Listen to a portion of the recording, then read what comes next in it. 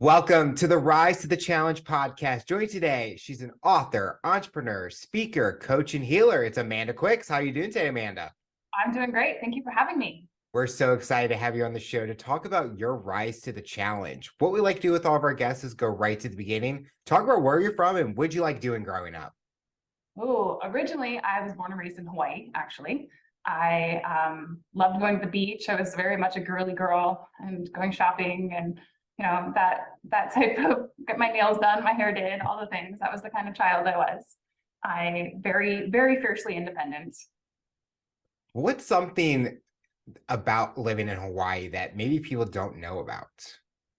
Well, there's the group of people who I think it's less common these days, but when I was a kid, there was still a group of people who think you all live in grass huts because you live in Hawaii. That's not true.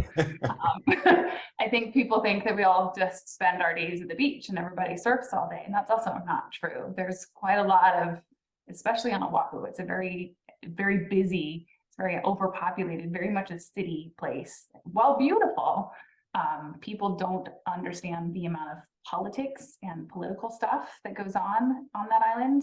And they also don't understand the reverse racism that goes on. And as a child, a white child growing up there, I was one of very few I experienced a bit of that. And people don't understand what that looks like either.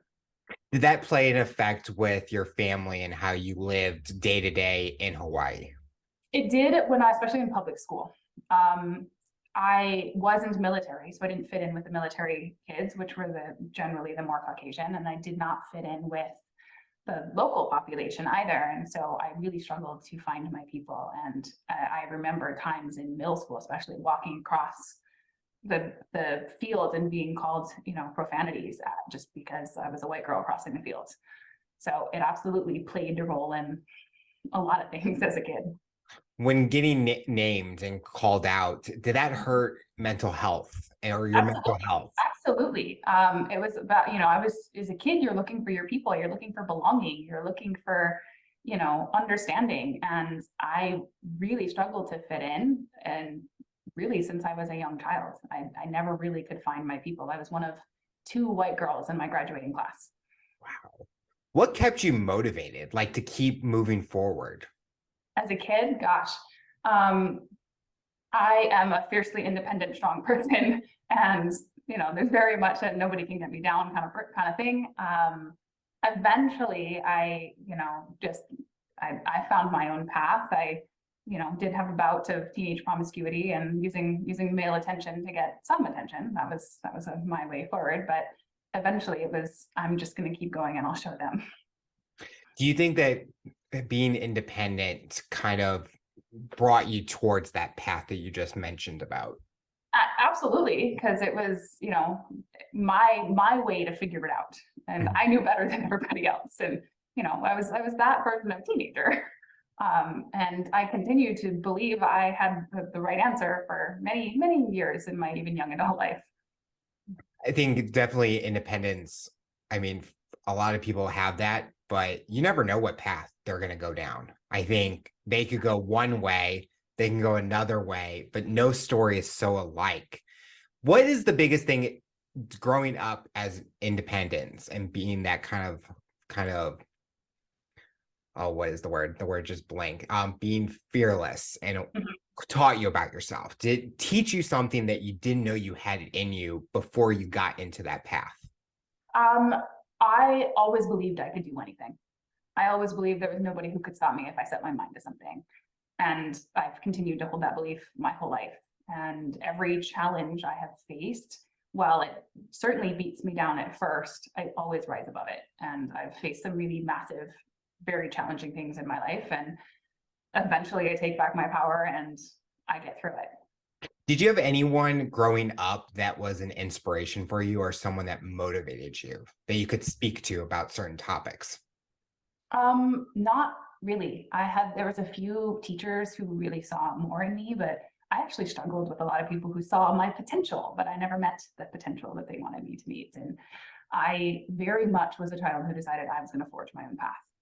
I refused to go to college. I refused to do anything by the standards. I was going to do it my way. When you say you refused to go into college, what was that path that you were wanting to go? Kind of like when you're asked, what's that dream job? If you didn't want to go through college, did you have that path that you wanted to take? I I didn't have like this end goal of who I was going to be or what job I was going to have, but I definitely was. It was unacceptable to me to get into a bunch of debt when I didn't know what that was, Right. and at the time I was in schools where that's just the next step. You figure it out while you're in college, and I was like, no, life will teach me what I want to be when I grow up, not spending a bunch of money. And my mom and the school administration, they were not very happy with that. And I didn't really care. To me, being on my own and living life on my own is what mattered. And I recognized that I was going to learn the pieces along the way. Did you know that living on your own, you needed to get out of Hawaii to kind of experience another part of the country? I did. And it was actually my first set of challenges. I decided I was going to marry my Marine boyfriend at the time, and that was going to be my way out of my mother's house. And um, so when he was out of the military, which was only a year after we were married, that meant we could leave the island and they were going to pay for it. And they basically ship you back to the States. And I looked forward to it. I wanted off the island. I knew I needed more experiences, and I didn't even know what was out there, but I knew I needed to go. Did that cause a kind of a tension between you and your parents? Oh, yes. My mother was not happy with me. I handed her marriage papers at 17 and said, I would like to be emancipated. Please sign this. She did not like that. And she ignored me for a period of time, but eventually would prefer that I had a house rather than being sneaking out and not coming home anymore. And so that was my way through that. My dad was out of my life when after I was 9. So it was really just a tension between my mom and I. When you're getting that kind, you had that mindset where moving was that goal to get out of this Hawaii. Could you have waited? It's kind of like a what if. 18 is probably the legal age where you Yes. didn't have to get the papers. Did that ever come to your mind where I'm like, no, No, you were like, I just need to no. go? So I was the kid, I was impatient. I still am impatient. At 13, I decided that I didn't want to be a child and I didn't want to live under my mom's roof. So the fact that I had to wait till 17 was pushing it for me. I'm impatient, but it's so it's like once you have that like kind of way of living, it's like it doesn't leave. Like I'm Yeah. like, oh my goodness, I forgot something. Nope, I gotta do it now. I gotta take care of it and things like that. Which it's not a bad thing. I mean, sometimes it's a good thing. How did that marriage at a young age work for you? Well, it didn't last very long. I'll tell you that. I was divorced by 19.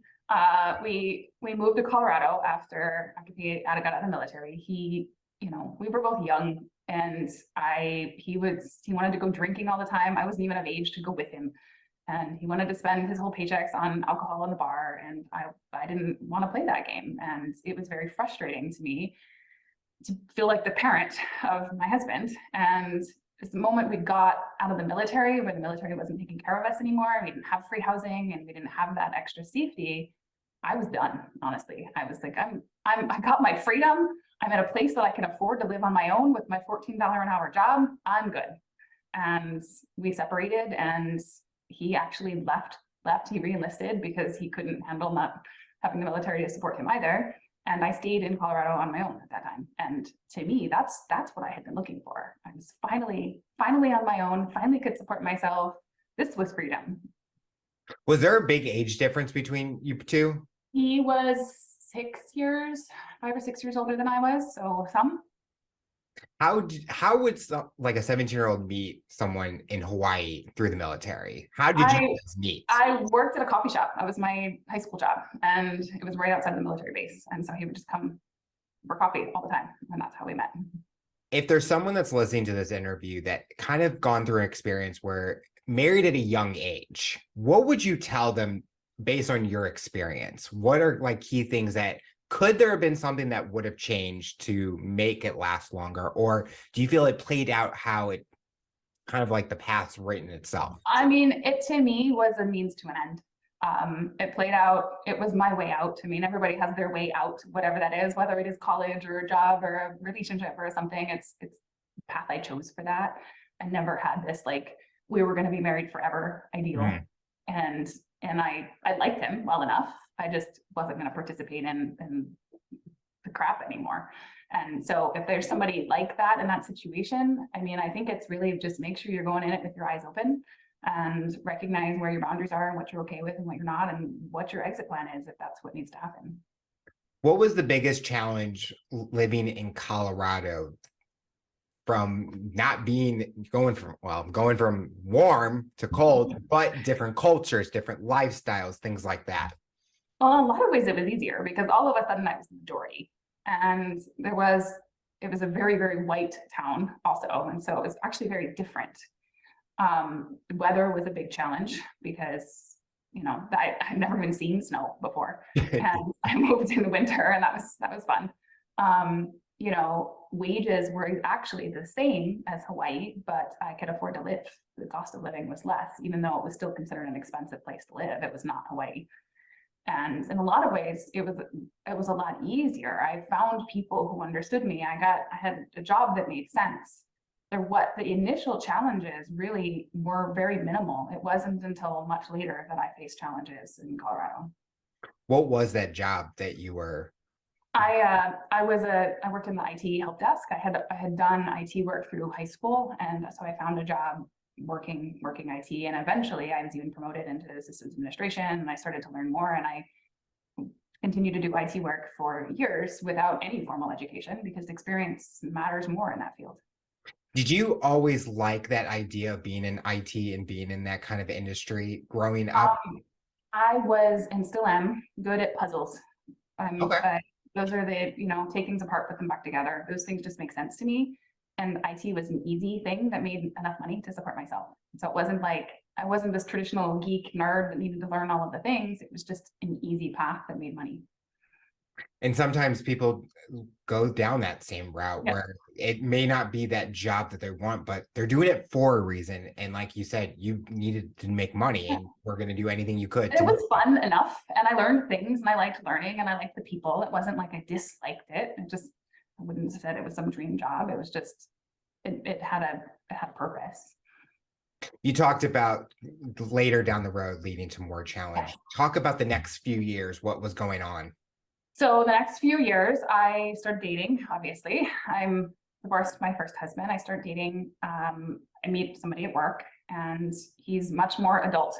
You know, he's more put together. He's been married before. He's making better money. He's much more stable. He seems to care about life in a different way. And I'm totally infatuated. He's intelligent in a way that I've never met a man who was intelligent before. I'd always felt like I was smarter than every man I dated. And I found it very attractive that he was so much smarter. And I thought I had met somebody actually smarter than me, which was something I hadn't experienced. And so we start dating, and he actually was going through his own separation, except his took a lot longer than mine. So we kind of bonded over our failed marriages. I didn't know at the time that I was actually the other woman for a period of time, but he eventually did separate and we moved in together and we worked at the same place and things were pretty good for a little while. And eventually I found myself pregnant unexpectedly. I was 22 and I went, oh, are we going to do this?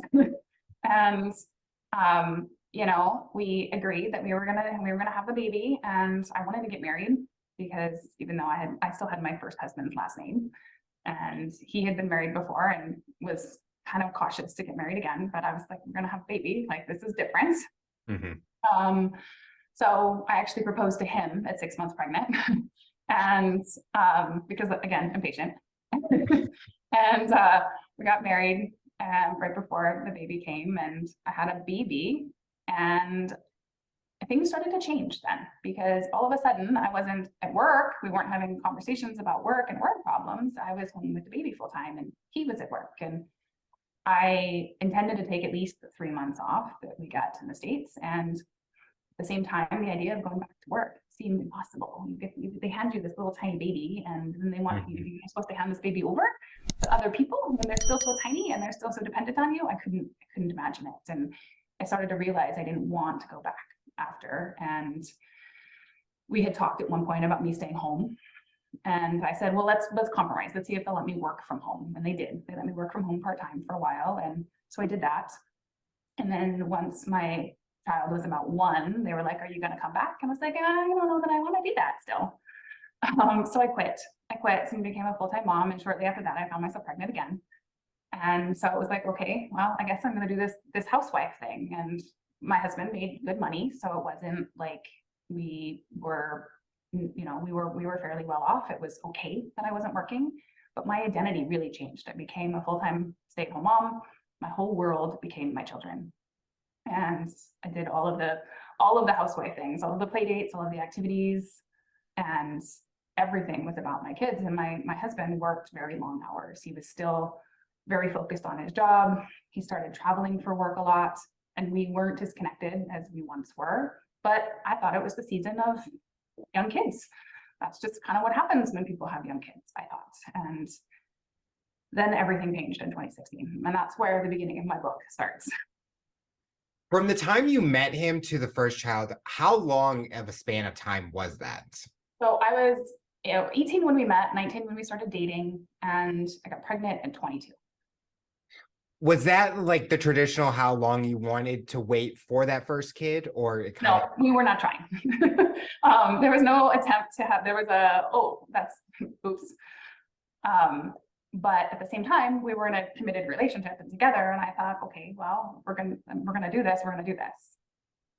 Was he very supportive with anything that you came to him with, like any ideas, any suggestions, or was it more one-sided, or maybe the clashing on certain topics and things like that? Before kids, he was much more open because, it was more about me versus him and wasn't a second person or third person. Once there was a child, if I had an opinion and he had an opinion and they were very different, it was very polarizing. I have always been more on the natural holistic side, and he's much more on the traditional side. And that starts to conflict with kids because there's a lot of decisions that have to be made and there's not really a compromise to be had. And so we would have some conversations and try to compromise where we could. At the time, I felt mostly supported, but he definitely struggled when I first got pregnant. Like, he had a whole didn't eat or sleep for a couple weeks period of time there, kind of freaking out about it. And I wanted more. Like, here we were going to have a baby. Mm-hmm. What's going on? And he said later that reflecting, like, that was a happy time, but I don't remember that. I remember the starting to pull away happening at that point in time. And this, I think their whole identity changes when you have a child, whether you're looking forward to it or not, everything changes. You talked about both you and him were coming from previous marriages and relationships. Yes. From your experience from your last relationship, was there ever concerns like, I don't want a repeat of this situation, or I'm trying to keep an open mind on this one because he's different than the last person? With my first husband, my first and second, they were very, very different people. My first husband was a drunk and volatile and sometimes physically, punching holes in walls. Never me, but things around me. He would get like that. And my second husband wasn't like that. Instead, he would just play the silent treatment and shut down and not talk to you. And so, yes, mental health issues on both ends, but they're also, the way they approached it was very different. And so I never really compared the two. I never really looked at them as the same. They both had different challenges. I think a lot of people, then again, you see it with social media and TV shows that talk about relationships. They compare the last boyfriend or last girlfriend to the next one. And it's like, that person's completely different, possibly, but you have the right to have those worries or thoughts because you went through that trauma or those challenges, but you got to give that person a chance to prove themselves to you. Well, and I didn't really bring any of the well, this one cheated on me, so you're going to. I didn't really have any of that. Hindsight and all, but I didn't bring that expectation into the relationship. What did you like about being a mother at the early stages? What was a positive that came from that? I love the baby stage. Not everybody does. Some people think it's the hardest thing ever. It is my most favorite. When they're just they smell good. Boobs fix everything. They just sleep on you. It's like just the most oxytocin filled days of your life snuggling a newborn baby. And I was really in an element I didn't know I had. I didn't know how much I was going to love motherhood. I didn't know how important it was going to be to me. This is all fierce independence. I'm going to do things myself and make my own living. And all of a sudden I was like, nope, never mind. Baby is more important than any of that. And I didn't recognize either how protective I was going to be. I had like panic attacks about somebody else even feeding the baby, because that was my job. That was my role. That was what I was supposed to do. None of my now 3 kids have ever taken a bottle, and we didn't even ever go down that road, because that was what I did. And I loved that time. The baby time is still my favorite, and it goes by way too fast. I think if you surveyed a bunch of people, they would think, I know, she's crazy thinking that, because I mean, you see crying. Oh no, they don't, because if you give them the boob and you sleep next to them, they are happy.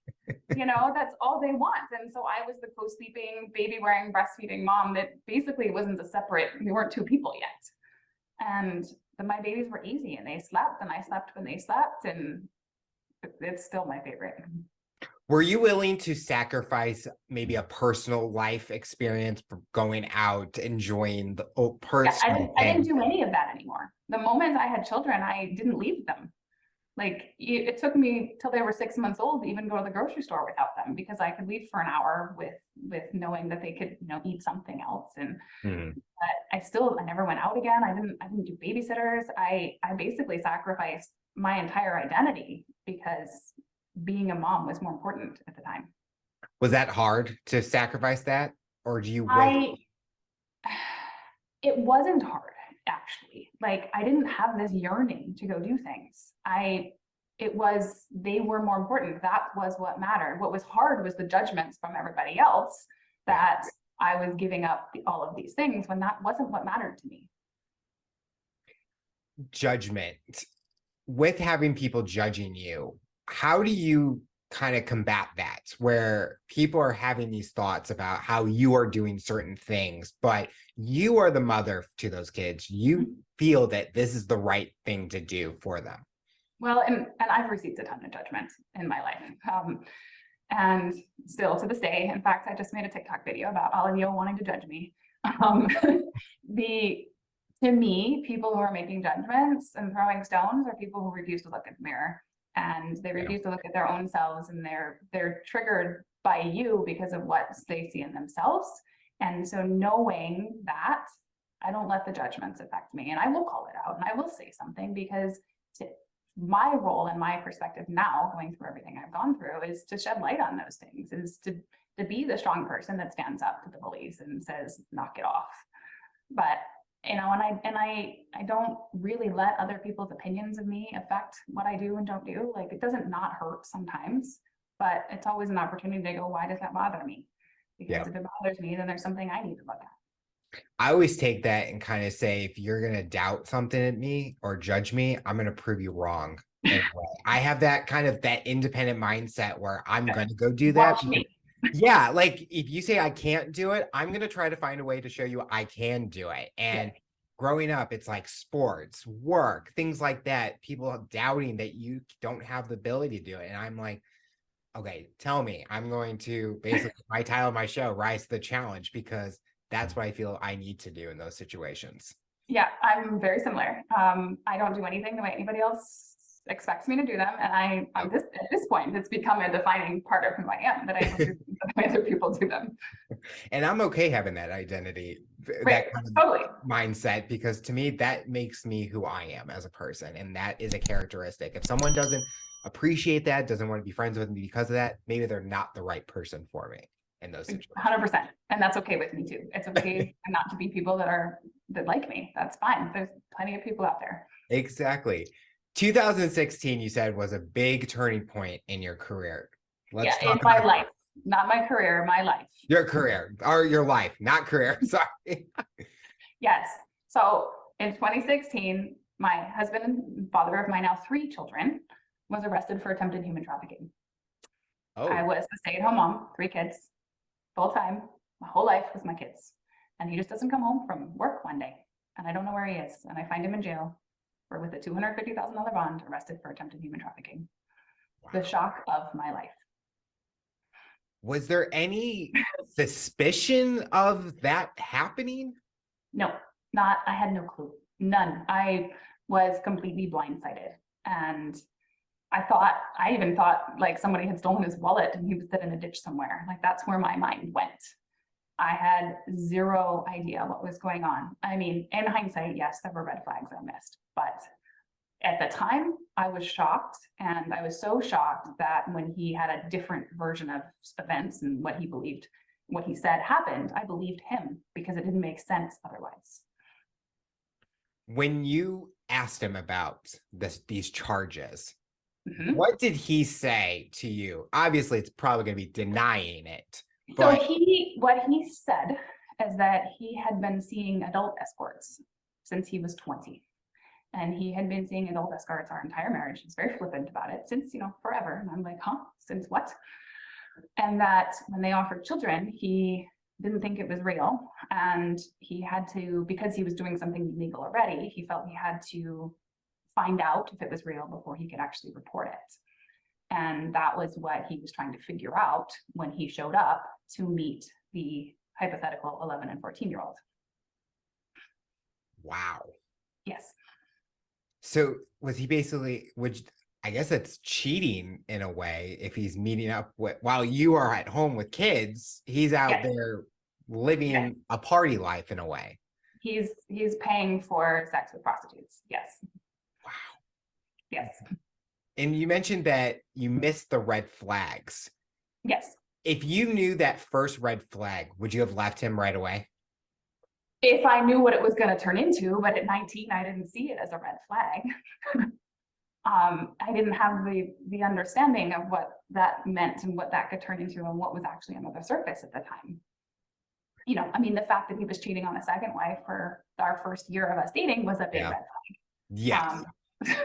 The fact that I was 9 years younger than him and he was romanticizing my teenage promiscuity and wanting pictures and photos of me at that age was a red flag. But at 19, I think I'm all grown up. I think I've been grown up for years. I don't see anything wrong with that. Right? The fact that early on in our relationship, he wanted to bring other men into the bedroom and seemed to think that was an easy thing to do, no problem. And when I refused, making me feel guilty about not wanting to do that is a red flag. Again, I just thought everybody has their things, and as long as he took my no and left it alone, that was okay. How did it play out legally with you and him, where now you're dealing with these charges and this case against him, basically? Yes. So from a legal standpoint, he was arrested for attempted human trafficking. They at first said they were going to charge him with just human trafficking, which is a bigger charge. And then after a legal review of the case, it returns to solicitation of a minor. I bailed him out, but he still wasn't allowed contact with the kids. He wasn't allowed to be home. He wasn't allowed any of that. And, obviously my whole world is very different at this point in time. And from a legal standpoint, these kind of cases are slow and methodical. And we had hired a bunch of different lawyers because I still believed he was innocent. I thought maybe we could prove his innocence and then, okay, we're going to go deal with your sex addiction and infidelity, but I had 3 kids to think about. And so once I recognized that we weren't going to be able to fight the charges, the lawyers basically said that's suicide in a sense. I still didn't think that he was a danger to children, but he had some evaluations done. They try to see if they're a good candidate for probation. That's the way the court system works. And to my surprise, and his lawyers and his as well, he was offered a plea deal for only probation. And so he received 4 years of probation for pleading guilty to attempted solicitation of a minor. And that was it. A privileged white man in America does not go to jail for trying to have sex with children. Did you have support from family or friends with you at this time during this time? Or was it hard to tell them?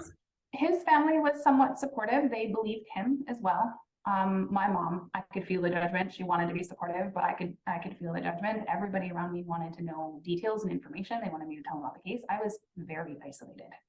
I shut down from the outside world. I disconnected Facebook. I turned everything off. I isolated myself, and the only safe person to have a conversation with was the man who caused the problem, because nobody else could understand what I was going through. And so not really. Not really. If anything, I was terrified that I was going to end up alone with 3 children on my own. That was the scary part. How was I going to financially support 3 kids? I had been out of work for 6 years at that point. I could not maintain our lifestyle. I couldn't do anything. And so I wrapped myself up around this idea that my safe family bubble, we could just get through this together, was the safest place for me to be. And that my family could stay intact as long as we stayed together. Were backup plans in motion, because you mentioned that you couldn't live that same lifestyle, you couldn't financially support because you weren't working at the time? Did you kind of have to start thinking about how am I going to have to take care? I did, and I started looking for work in 2017. I went after he pled guilty. He lost his job, and there was no way he was going to find another job in IT security as a felon. And so he started to try to work a little bit, but his mental health was very, very bad at that time and really couldn't focus on anything. And I realized I had to go back to work. Like, we had some savings, but it was not going to last forever. And I also recognized the gap in employment was just going to get bigger the longer I waited. And so in 2017, I went back to work full time. And so my youngest was 2 at the time. And I went back to work, but I also had to deal with all of the kid stuff, because while he was on probation, he actually got access to our children. He didn't have access to any other children. He couldn't go to schools. He couldn't do pickups and drop-offs. He couldn't do any of that. And so I had to do all of that also while working. Your kids, how old are your kids old enough to understand what happened? No, they were 1, 4, and 6 when he was arrested. Okay. Babies. And so as they're getting older, are you going to be open and honest with them? Or if they ever ask, since you do have a memoir out where everyone— I do have a memoir out. So one of the things that I really wanted him to do was to disclose. I wanted him to disclose the truth to them. And that was one thing he did not do. And once my divorce was final in 2020, I disclosed to them, and I will continue to have age-appropriate but truthful conversations with them. We just start talking about your memoir, but I want to talk more about, when was it ready for you to start writing that? Right after 2020. So in 2020, my divorce was finalized. I received full custody of the kids. It was a very difficult divorce. It was an 18-month-long custody battle of insanity. And the message was loud and clear that this story needed to be told. The amount of people who end up sharing custody with their abusers and their children's abusers is astronomical. And most people don't get out of those situations. And I did. And I achieved what felt like the impossible. And I rose to the challenge, and I protected myself and my kids when I didn't know how to do so. And all I could hear was I needed to write a book, and I needed to share the story as loud and as far and wide as I could. When you were writing it, was it hard to relive those memories? Yes. It took me 2 years to write. It's only about 200 pages long, and it took me 2 years because I would have to set it down for months at a time. It's going through it in detail, piece by piece, is very difficult, and my whole body would respond and react. And it was also in some ways cathartic because I was able to relive it with new perspective. I was able to see things from a new light, but I had to release everything that I was holding on to in the process. Was sharing it and writing it kind of a way of therapy for you, would you say? In a sense, yes. I also jumped into energy healing and learning more about the universe and how I could help other people who've been through situations. And so I was going through a healing journey while also writing it. So it was kind of hand in hand, but it really struck me at how much we hold on to in our bodies and how much was there as I was walking through all of it. What kind of reactions have you been getting from people that are reading your story? Have there been people where they can relate, or they're like, wow, what a story this is? I shock everybody the first time they hear it. Everybody, always, every time. There's the set of people who can relate on some level. I've never met somebody who had the exact same situation, but There are plenty of people who've been in relationship with people who've manipulated or gaslit them, who've been in abusive relationships and can see themselves in some part of the story. There are plenty of people who've had to fight for custody from their abusers and their children's abusers, and they can see themselves in the stories. And then I get the other side. I get the judgments. I get a lot of people. How could you stay? How could you not know? How could you put your kids in those situations? I get tons of judgment on that end. And, you know, I honestly, when I say to those people, like, you cannot judge me harder than I judged myself for not seeing what was right in front of me. And it's very important to me that the reason I'm sharing my story isn't because I'm brave or special, but because there are so many people out there in these situations and think that they're all alone. Just like I was isolated and I was all alone, there were so many people still out there afraid to share their story, afraid to talk about what they've been through. And I'm sharing it for all of them so that they can feel less alone and they can feel empowered to change their lives. I always say when I do an episode is that there's always someone that can relate to my guests. It may not be exactly 100%, but there's something that they say, something that they went through that they know that they've gone through it. And it showcases that you're not alone, that there's other people going through similar journeys, and people are here to support each other. And you mentioned about people judging from that side is they aren't in your shoes. They don't know that if they were in your shoes and they were going through exactly what you were going through, they would have a completely different mindset on what you had to go through, because you're the one that lived it. You're the one that every second of the day had to make a decision for your family, before your kids and everyone in your life. Exactly. And I also recognize their judgments are, you know, their own woundings and their own things, and that's fine. But I'm also going to call them out, because to me, all the people throwing stones and placing judgments on the choices I made without ever being them themselves, they're part of the problem. They're part of why people are so afraid to speak up and to talk about the hard things.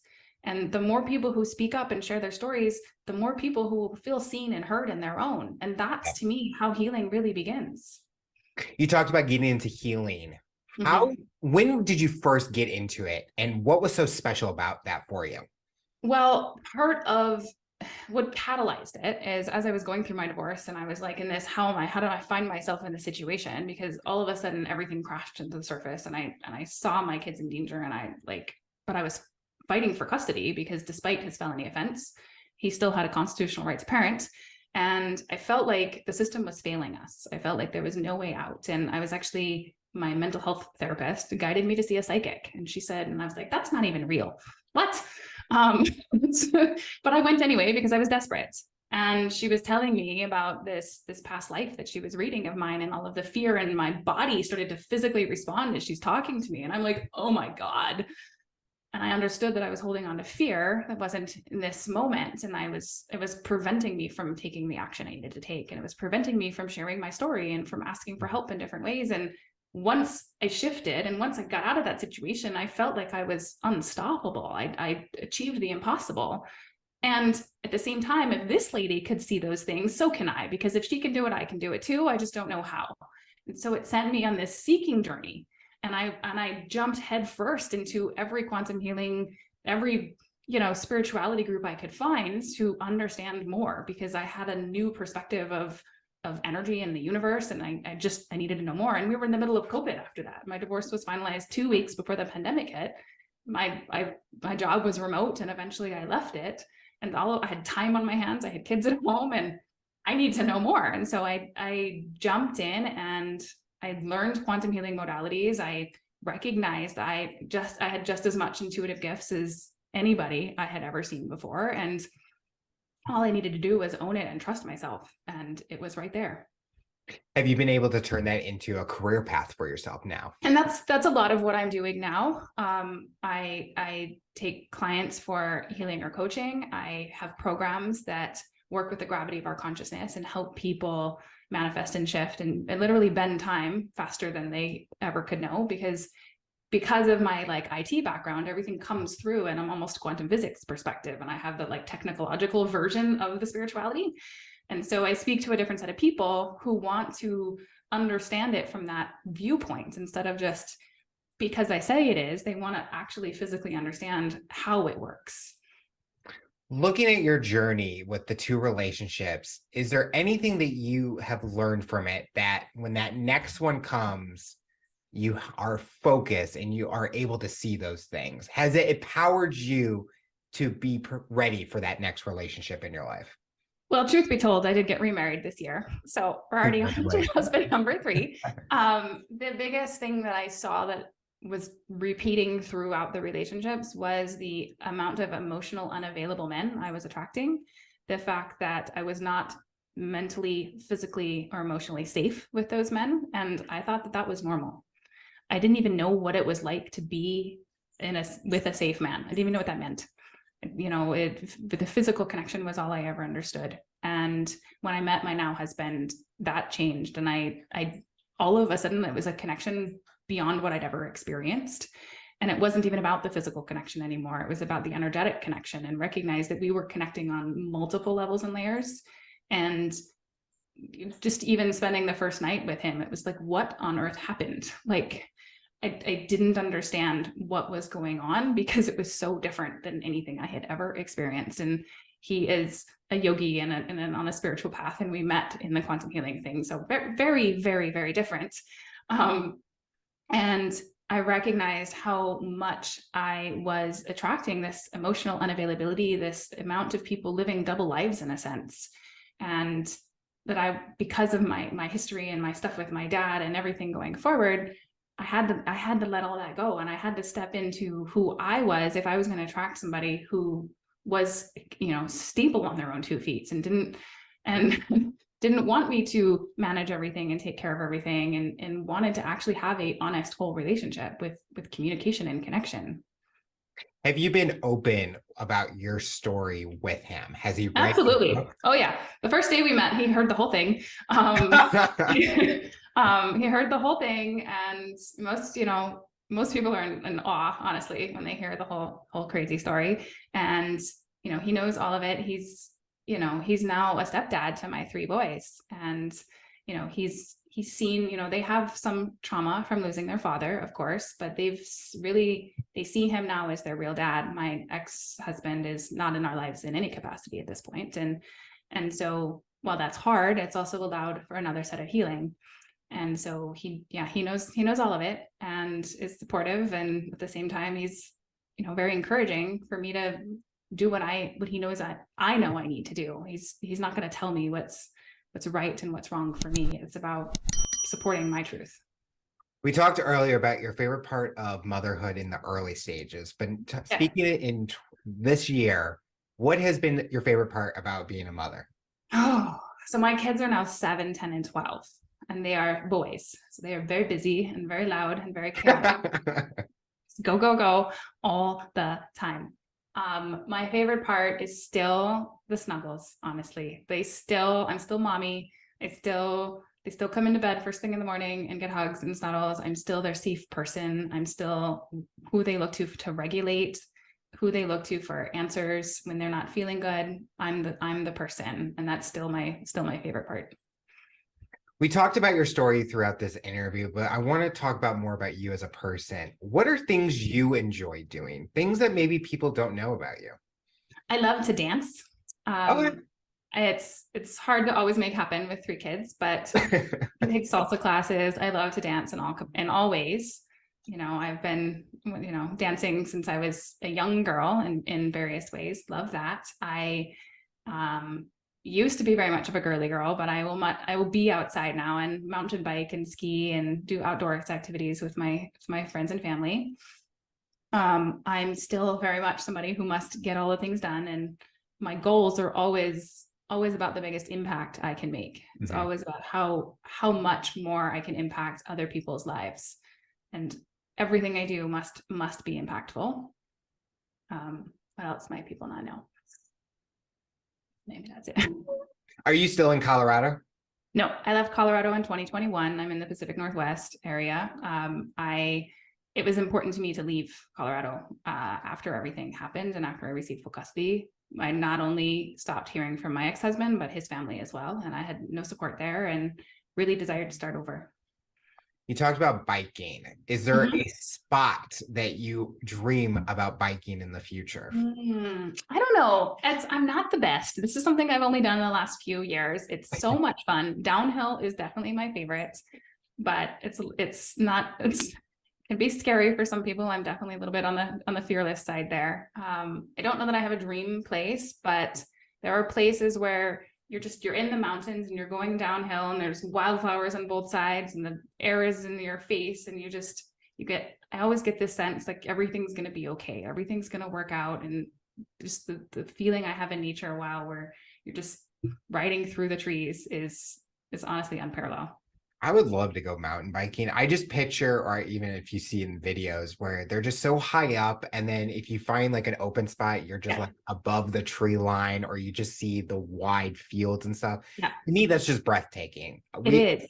For me, there's a spot, actually, my friend, we went hiking, and you just see that you're on the top of the tree line, and you just look out, and it's just amazing. That's why I imagine mountain biking, just being high up in the mountains and just enjoying. I think nature, it's so nice to be in. It is. It really is. And so, doing that is now one of my hobbies. Absolutely. I, don't do it as much as obviously everybody would like, but being able to it all is really fun. Just got to make it a family trip, get the boys out there. They don't like the uphills very much. They'll do the flats okay. And they don't mind the downhill, but getting them up there, sometimes you have to go the really easy trails with them. They don't like the work. That's basically it. No, they complain I'm killing their legs. It's so hard. I love it. The final question I'll ask you, for someone that's listening to this interview based on your journey and experience, what tips or advice would you give them to overcome obstacles, accomplish their goals, and rise to the challenge? Well, a thing that I wish that I could sprinkle pixie dust all over the planet and give everybody, if I could give them one thing, is that they trusted themselves first. If everybody operated from trusting themselves and did not give their power away to the systems, to the people, to the teachers, to the specialists, to everybody, and you trusted your instincts and your voice, the world would change. And if I could empower everybody who's listening to think about that, when you've got a challenge in front of you, you've got a big decision, there's some part of you that knows what's true for you. And that doesn't mean that's what's true for everybody else, but what's true for you. And that's the direction you need to go. Amanda, I want to thank you so much for coming on the show and talking about your rise to the challenge. You're inspiring so many people, and we're excited to see what the future looks like for you. Thank you so much for having me.